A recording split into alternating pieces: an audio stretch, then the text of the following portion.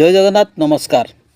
आसतु नजर पकईवा मयूरभंज जिलार आज top news update कौन कौन सब रही किंतु तापूर्व आपण मानक गोटे अनुरोध भिडियोटी को संपूर्ण देखंतु आ जो मैंने प्रथम कर चैनल को आछंती सब्सक्राइब करंतु जाफल प्रत्येक नूतन वीडियो नोटिफिकेशन आपण सर्वप्रथम पाई परिबे।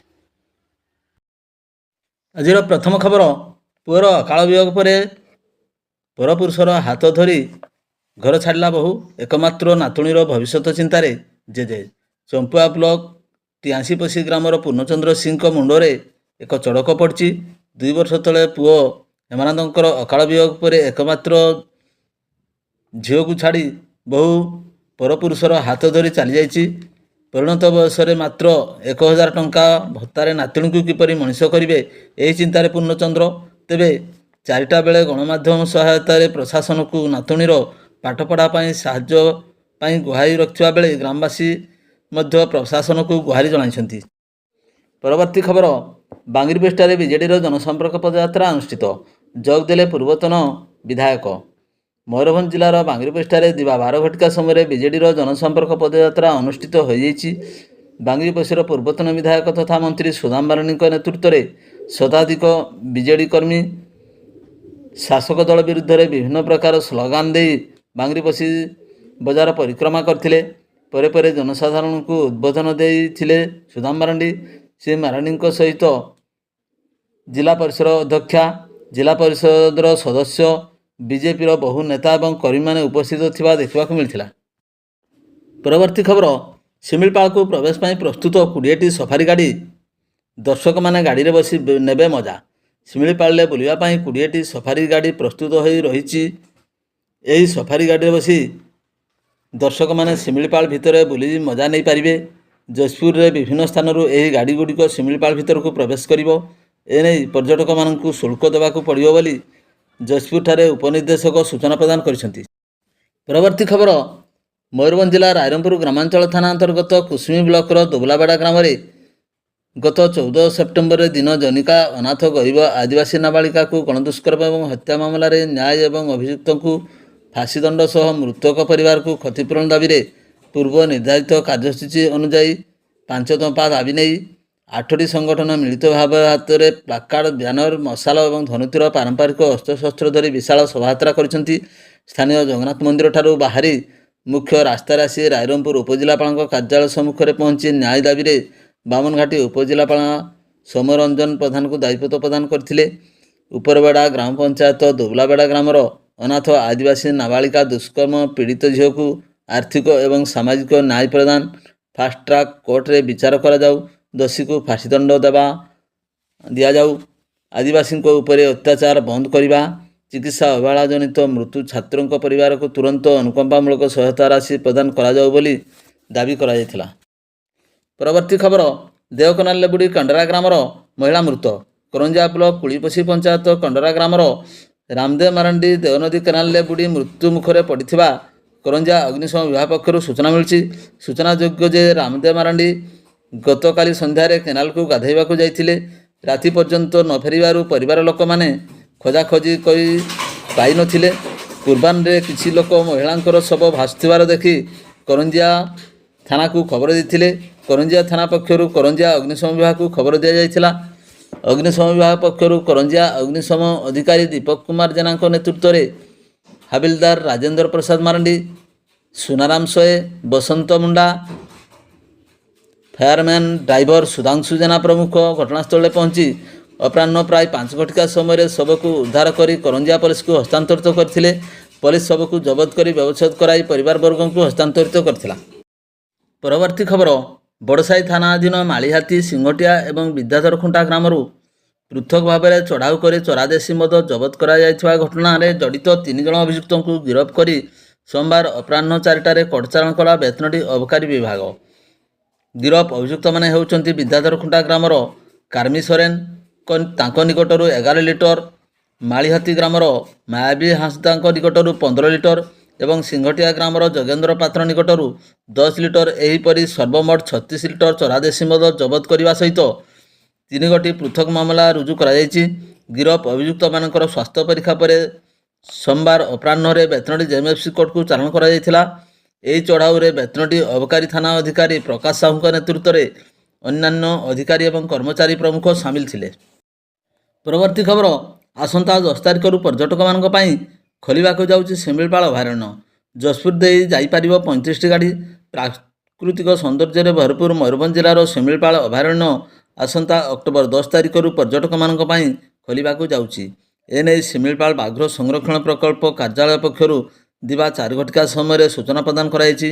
ଦୈନିକ 4 ଚକିଆ ଯାନ ଯଶପୁର ସ୍ଥିତ କାଳିଆମି ତନଖି ଫାଟକ ଦେଇ 35ଟି ଗାଡ଼ି ଜଙ୍ଗଲ ଭିତରକୁ ପ୍ରବେଶ କରିବ ବୋଲି ସ୍ଥିରୀକୃତ ହୋଇଅଛି। ସେହିପରି ଏଥର ତାଳବନ, ଜାମବଣୀ ଏବଂ ଗୁଡ଼ଗୁଡ଼ିଆରେ ସକାଳ 5:30ରୁ ଅପରାହ୍ନ 3ଟା ପର୍ଯ୍ୟନ୍ତ ନୂତନ 35ଟି ଗାଡ଼ି ଖୋଲା ଜିପ୍ ବା ସଫାରି ଗାଡ଼ିରେ 5 ଘଣ୍ଟା ଲେଖାଏଁ ବୁଲିବାର ମଜା ନେବେ ପର୍ଯ୍ୟଟକ। ଉକ୍ତ 2 ତନଖି ଫାଟକକୁ ପ୍ରବେଶ ଅନୁମତି ପତ୍ର ସକାଳ 6ଟାରୁ 9ଟା ପର୍ଯ୍ୟନ୍ତ ଉପଲବ୍ଧ ହେବ। ପରବର୍ତ୍ତୀ ଖବର, ଯଶପୁର ଦେଇ ଯାଇଥିବା 49 ନମ୍ବର ଜାତୀୟ ରାଜପଥ ଅବସ୍ଥା ଅତ୍ୟନ୍ତ ଶୋଚନୀୟ। ମରାମତି ପାଇଁ ଅନୁରୋଧ କଲେ ସ୍ଥାନୀୟ ବାସିନ୍ଦା। ମୟୂରଭଞ୍ଜ ଜିଲ୍ଲାର ଯଶପୁର ଦେଇ ଯାଇଥିବା 49 ନମ୍ବର ଜାତୀୟ ରାଜପଥ ମରାମତି ଅଭାବରୁ ଅତି ଶୋଚନୀୟ ହୋଇପଡ଼ିଛି।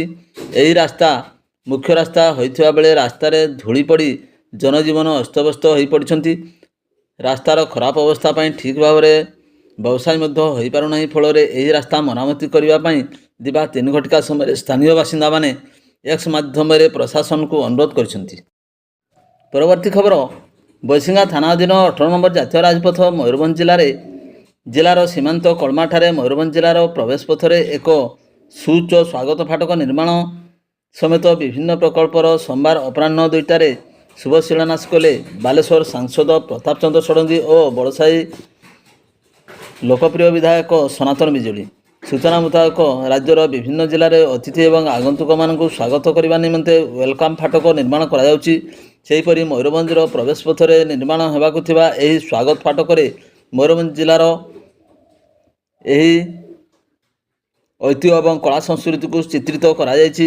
ବିଭାଗୀୟ ଅଧିକାରୀଙ୍କ ସହିତ ଖୋଦ୍ ବିଧାୟକ ସ୍ଥାନ ନିରୂପଣ କରିଥିବା ବେଳେ ଏନେଇ 30 ଲକ୍ଷ ଟଙ୍କା ବହି ଅଟକଳରେ ନିର୍ମାଣ ପାଇଁ କାର୍ଯ୍ୟ ଧାର୍ଯ୍ୟ କରାଯାଇଛି।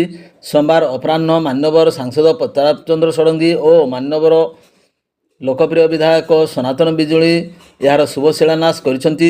ଏହି ଅବସରରେ ଆଇଟିଡିଓର ପ୍ରକଳ୍ପ ପ୍ରଶାସନିକ ଅଧିକାରୀ, ନିର୍ବାହୀ ଯନ୍ତ୍ରୀ, କନିଷ୍ଠ ଯନ୍ତ୍ରୀଙ୍କ ସମେତ ବିଜେପିର ଶତାଧିକ ଦଳୀୟ କର୍ମକର୍ତ୍ତାମାନେ ମଧ୍ୟ ଉପସ୍ଥିତ ରହିଥିଲେ।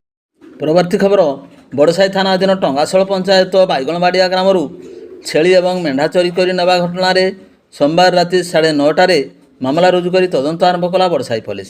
ଏତଲାକାରୀ ସଞ୍ଜୁ ସିଂଙ୍କ ଅଭିଯୋଗ ମୁତାବକ ବିଳମ୍ବିତ ରାତିରେ କିଛି ଦୁର୍ବୃତ୍ତ ଗୁହାଳରୁ ତାଲା ଭାଙ୍ଗି 10 ଗୋଟି ମେଣ୍ଢା ଏବଂ 6 ଗୋଟି ଛେଳି ଏହିପରି ମୋଟ 16ଟି ଗୃହପାଳିତ ଛେଳି ଏବଂ ମେଣ୍ଢାକୁ ଚୋରାଇ କରି ନେଇ ଚମ୍ପଟ ମାରିଥିଲେ।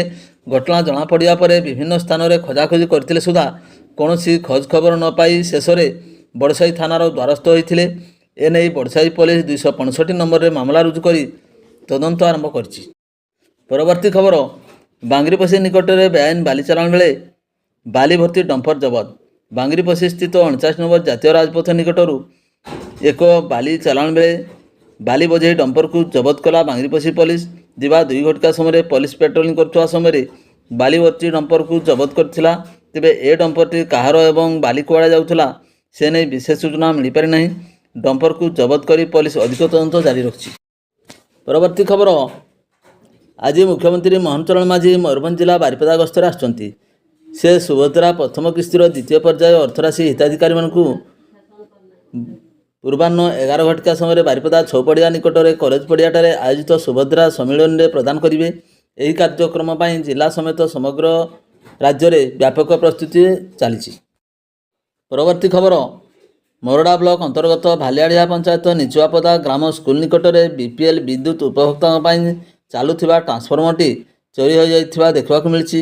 ଏନେଇ ସ୍ଥାନୀୟ ଲୋକେ ମରଡ଼ା ବରକନ୍ଥସ୍ଥିତ ବିଦ୍ୟୁତ୍ ବିଭାଗ କନିଷ୍ଠ ଯନ୍ତ୍ରୀ ଏବଂ ବାରିପଦା ସଦର ଥାନାକୁ ଜଣାଇଥିଲେ।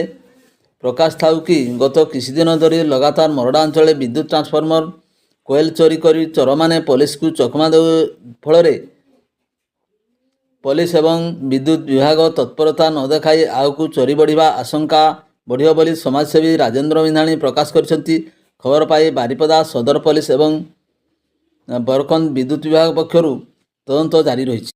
ପରବର୍ତ୍ତୀ ଖବର, ପ୍ରେମ ପରେ ବିବାହର ପ୍ରତିଶ୍ରୁତି ଦେଇ ଶାରୀରିକ ସମ୍ପର୍କ ରଖି 8 ମାସର ଅନ୍ତଃସତ୍ତ୍ତା କରି ଯୁବତୀଙ୍କୁ ପ୍ରତାରଣା କରିଥିବା ଅଭିଯୋଗରେ ଅଭିଯୁକ୍ତ ପ୍ରେମିକକୁ ମରଡ଼ା ପୋଲିସ ଗିରଫ କରିଛି। ମରଡ଼ା ଥାନାରେ ଗତ 5 ତାରିଖରେ ଏନେଇ ଅଭିଯୋଗ ହୋଇଥିଲା। ଜୈନିକ 19 ବର୍ଷୀୟା ଯୁବତୀଙ୍କୁ ବିଭିନ୍ନ ପ୍ରଲୋଭନ ଦେଖାଇ ପ୍ରେମ ଜାଲରେ ଫସାଇ ରାସଗୋବିନ୍ଦପୁର ଥାନା ଅଧୀନ ସଂସା ଗ୍ରାମର 22 ବର୍ଷୀୟ ଯୁବକ ଦୀର୍ଘ 1 ବର୍ଷ ଧରି ଶାରୀରିକ ସମ୍ପର୍କ ରଖି ଆସୁଥିଲା। ଇତିମଧ୍ୟରେ ଯୁବତୀ ଜଣକ ଗର୍ଭବତୀ ଥିବା ଜାଣି ପ୍ରେମିକ ବିବାହ କରିବାକୁ ରାଜି ନ ହେବାରୁ ଯୁବତୀ ଜଣକ ମରଡ଼ା ଥାନାର ଦ୍ୱାରସ୍ଥ ହୋଇଥିଲେ। ଯୁବତୀଙ୍କ ଲିଖିତ ଅଭିଯୋଗ ଆଧାରରେ ପୁଲିସ ଏକ ମାମଲା ରୁଜୁ କରି ଅଭିଯୁକ୍ତଙ୍କୁ ଗିରଫ କରି କଟଚାଲାଣ କରିଥିବା ମରଡ଼ା ଥାନା ଆଇଆଇସି ସତ୍ୟନାରାୟଣ ବଳ ପ୍ରକାଶ କରିଛନ୍ତି। ଜାମିନ ନାମଞ୍ଜୁର ହେବାରୁ ଅଭିଯୁକ୍ତଙ୍କୁ ବିଚାର ବିଭାଗୀୟ ହାଜତକୁ ପଠାଇ ଦିଆଯାଇଛି। ଭିଡ଼ିଓଟିକୁ ଶେଷ ପର୍ଯ୍ୟନ୍ତ ଦେଖିଥିବାରୁ ଅନେକ ଅନେକ ଧନ୍ୟବାଦ।